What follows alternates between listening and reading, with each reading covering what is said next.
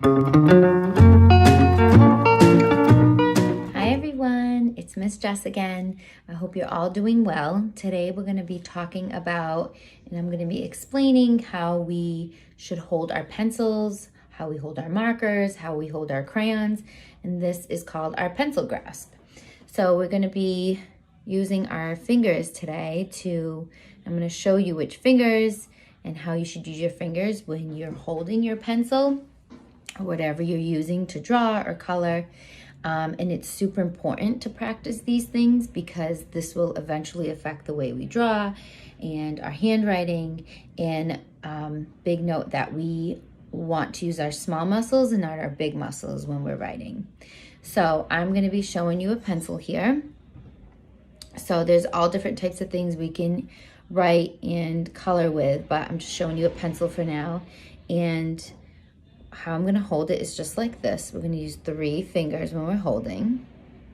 And that's the grasp that we should be using. So to get that, I'm going to move out of the way a little bit, but what you see in my hand here. So the fingers that we use to hold our pencils is going to be our thumb here, our pointy finger, and our middle finger here.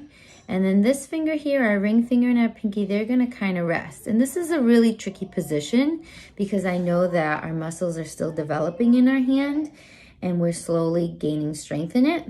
So the more we use them, the better it is.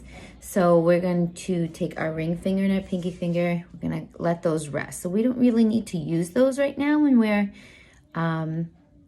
practicing our grasp.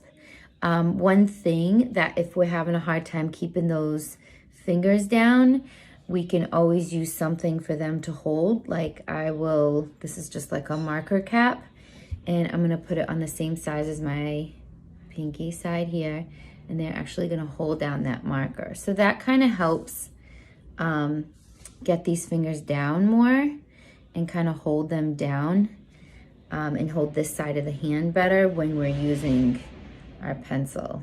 Now I just use a pen cap. You can use anything that's a good size for your hand. If it's too small, it'll cramp up your hand. It'll be very uncomfortable. So get something like a pen, like a marker cap or an eraser, and tuck it right then and there. So then we're all left with our 3 little fingers here. So I'm going to be using my pencil. So to do that, we have our 3 fingers here, and this right here, that to fall, is called our web space. So this is what we want our fingers to look like from the side. And that's how it looks from there. So that's how it should look like.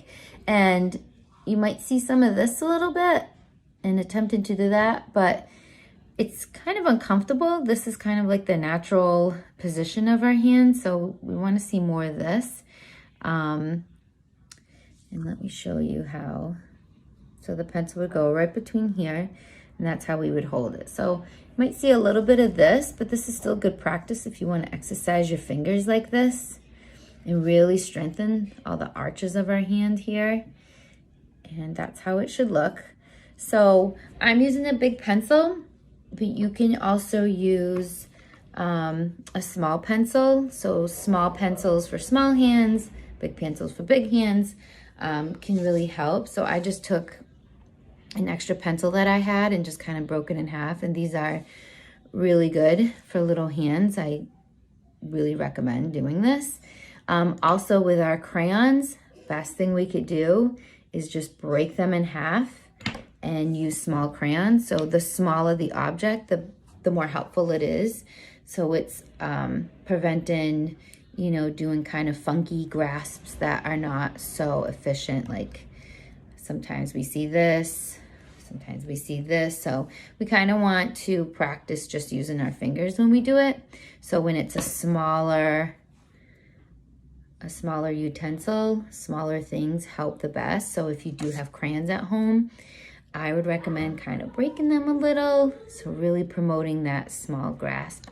So these grasps, like I said, are more for like coloring and handwriting, drawing, but also these grasps are also used in everything else that we do with our hands too, like including eating. So I wanted to show you that even when you're using utensils at home, we kind of want to avoid this and kind of all this funky stuff.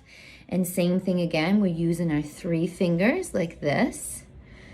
And we're gonna hold it the same way the same way I held the pencil. So we're gonna eat it the same way, maybe just like that. And also with our fork too. And I like this because usually with forks we're poking, and it's really helpful with strengthening too, because if you're poking down, you tend to hold the fork down a little bit more, so that helps strengthen our hand. That's about it. So there's a ton of activities you can do before practicing grasp. There's like pre-writing activities and other things that you can do to kind of warm up your muscles. I will link them in with the email that I'm sending you below. And there's just like some fun tips and tricks and stuff, but please feel free to reach out for me if you have any questions. And like I said, and it's a really good reminder that this stuff takes time. The muscles are still developing, and we want to kind of develop the good habits now.